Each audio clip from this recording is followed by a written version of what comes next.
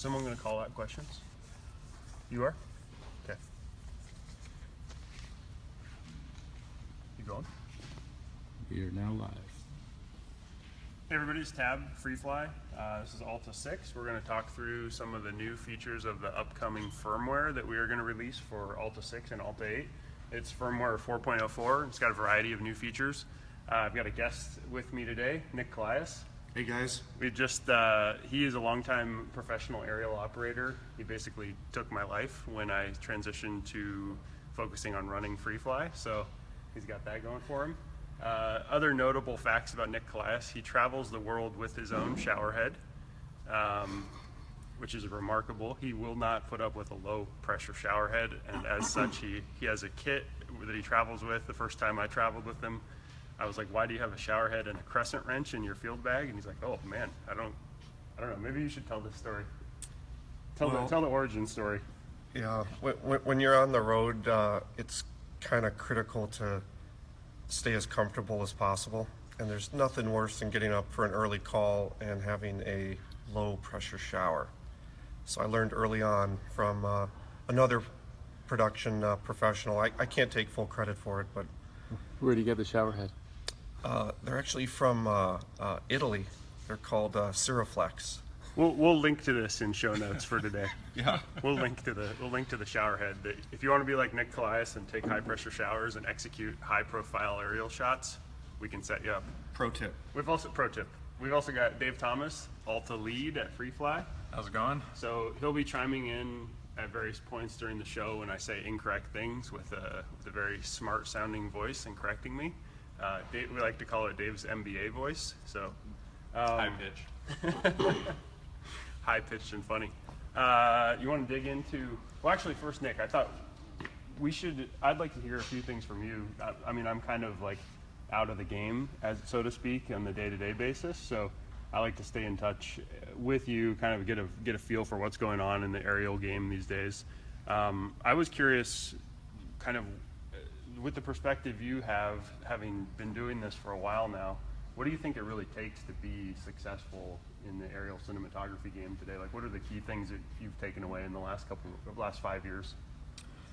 Well, you know, the industry's certainly become more competitive in the last 3 to 4 years, but the one constant is really the same as when you were in your heyday, and the main purpose of all of this is for us to help the director achieve his vision to make the client happy.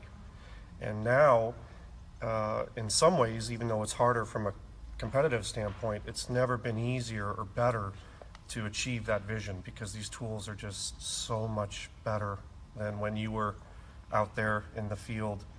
And even though there's lots of new things to talk about with the ALTA and the new firmware today, I just can't overstate that the progression of the tools to this point now for professionals out there doing this day to day is just tremendous. It's so much easier and better now to simply be able to fold up the ALTA and travel with it, and then have its own dedicated case, not only for the multi-rotor but for the Movi Pro now. To be able to simply fold everything up, pack it away, make your flight on time is just fabulous. Not to mention how well everything is working now. You know, the reliability of the ALTA is basically unprecedented. It just always works, and it just can't be overstated how important that is, because basically it alleviates stress and improves your workflow on set, because you're not having to worry about technical issues or something not working on demand. You can just focus on the creative side. Yeah, I think to drive this point home, at the end of this show, we'll walk over to Spider Corner and I'll show the helicopter that kind of Hugh and I used to be filming with when we were on the road, maybe 200 days a year. And the progression, it hasn't been that long on the time scale, but the progression in capabilities from then till now is insane. I mean, I used to have like a 14-day countdown before jobs where I would like be tuning and tweaking on these helicopters to make sure that they would work for these shoots. And Hugh would be in contact with me and would see like my stress levels going up and down. And you know, we'd get to set and I'd be furiously building this crazy machine and tuning and balancing and dialing, and to get to a point where there's all these different drones, you know, not just the ALTA, but there's tons of different drones in the space where you pop it out of a case, you unfold it, and you're getting perfectly stable shots in 5 minutes. It's absolutely incredible, the pace of change in this particular industry over the last 5-year, 10-year time scale. It's incredible. So tell us about one of the more complex shots you executed, and how it went down recently. Well, and this actually relates to the new ALTA firmware that's coming out. One of the trickier things to do on a consistent basis is a nice circular shot. For me, the benchmark is still the shot you did, I don't know, 4 years ago up on that Montana ridge top. Yeah. But I still remember my leg shaking during that shot because I could tell from Hugh's reaction that the shot was so good that if I made one wrong move on the stick, this was back in the manual flying days, but I could tell that if I made one wrong move, I was going to kill a shot, and I was going to have to like live with the dejected look of a beautiful shot ruined. So my left leg starts shaking when I get real nervous when I'm flying. So I can still vividly remember that because we flew in a full-size helicopter to this location. We had 15 minutes max of like beautiful, beautiful light. Right. Get Get out of the copter, get everything going, get the talent in position, and we got really lucky. And that was like the first shot we ever did with like the predecessor to the Movi. So Right. that thing will always live on in my mind. Well, you pulled it off, and it was truly impressive, but it is complex, you know, as you know, because of depth perception and just trying to maintain a truly consistent circular path when you're at a distance away. It's not easy to do.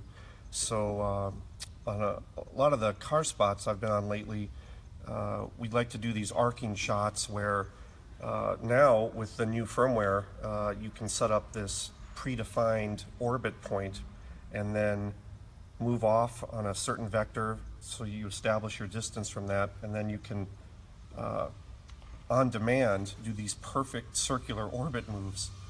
And what normally would have been extremely complex was now actually pretty simple, because the firmware just lets you do it almost automatically. So that was a very nice change of pace, and it basically makes your workflow so much less that it's easy, and you can get more done quickly in a short amount of time. We've got a visitor. We've got a parasite. We've got a little parasite. This is a great time to touch on an important thing. Don't be annoying with your drone. Yeah. The world doesn't need more annoying drone nonsense like this. Yeah, I can't tell if there's more or less overall annoying drone nonsense now. There's like much more drone stuff, but the frequency of annoying drone stuff is hopefully going down. Until now. Until now, Yeah. we've reached a high point. Yeah. Thanks for joining, Dave. Yeah. Let's see if we can. Bring it in. Oh no. Okay, thanks. So anyway, back to this hard shot to execute.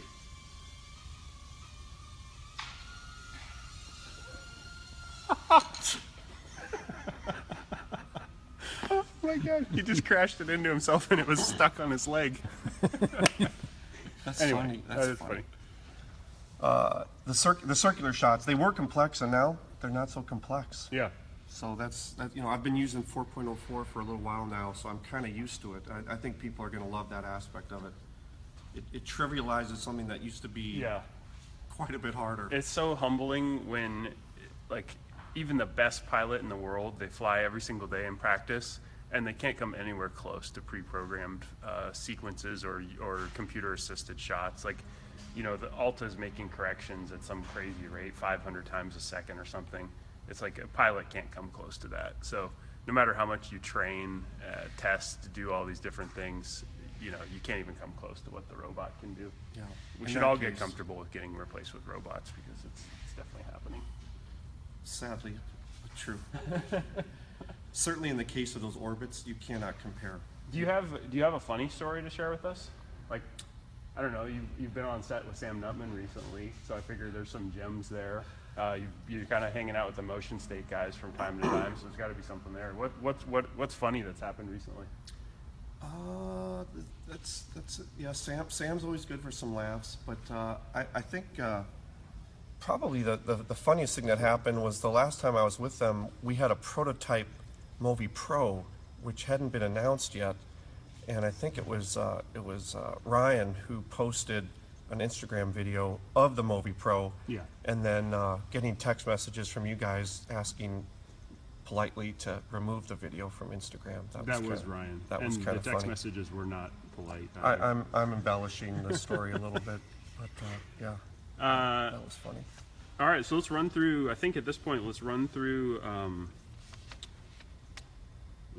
some of the new features on the ALTA firmware. So I'm going to cruise through this list pretty quickly and just touch on kind of the most exciting ones. But Nick touched on the one.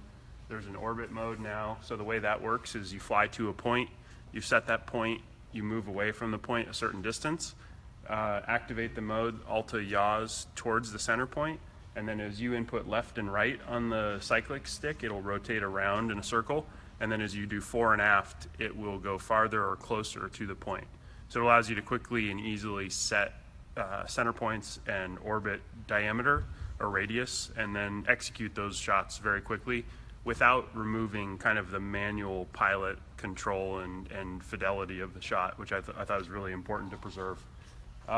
We've introduced a new GPS mode, kinematic mode, which tries to introduce a more like acceleration or mass-based GPS mode, where you can adjust the like virtual mass of the system in order to get varying performance on starts and stops of the machine. So that's kind of a user preference thing. So hopefully what we're trying to get to is the smoothness of manual mode with the assisted ability of GPS to make perfectly straight lines, perfectly straight vectors, that kind of thing.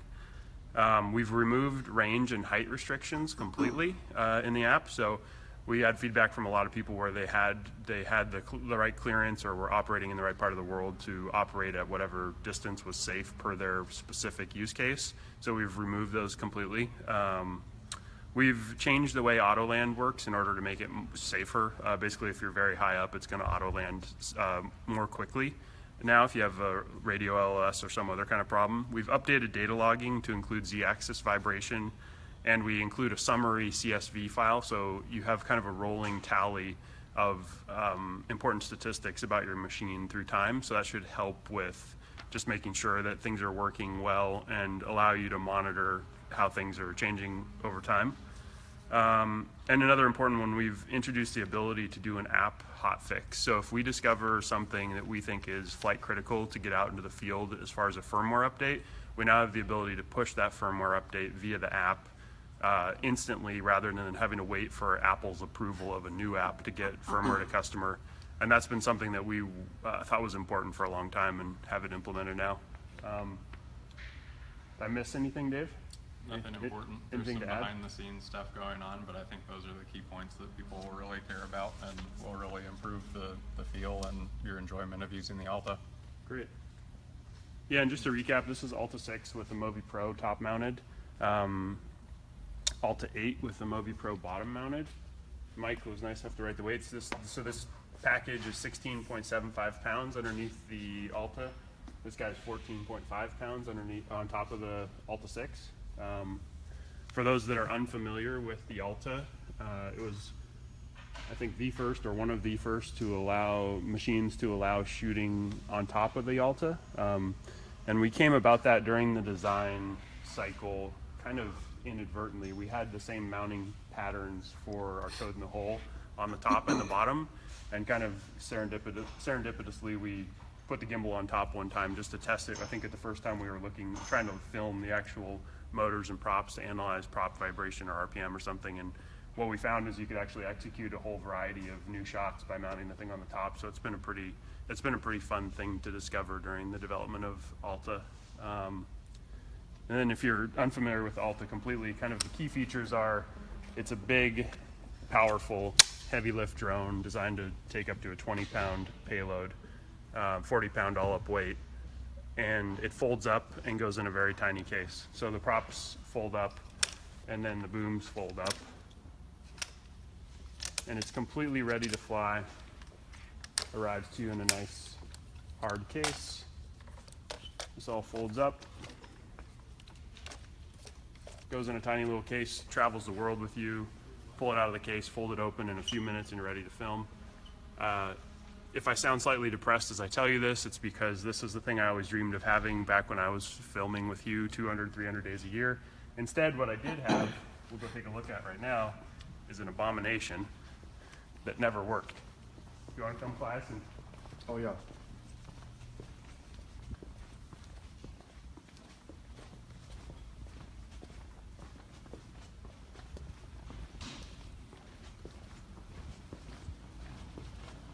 It's really hard to overstate the improvement. So, before the scenes that Hugh and I shot, and Nick shot some as well, for Wolf of Wall Street, we were using a machine similar to this, which was a single rotor with a servo-driven gimbal. It had a Carvec flight controller on it for various portions of its life.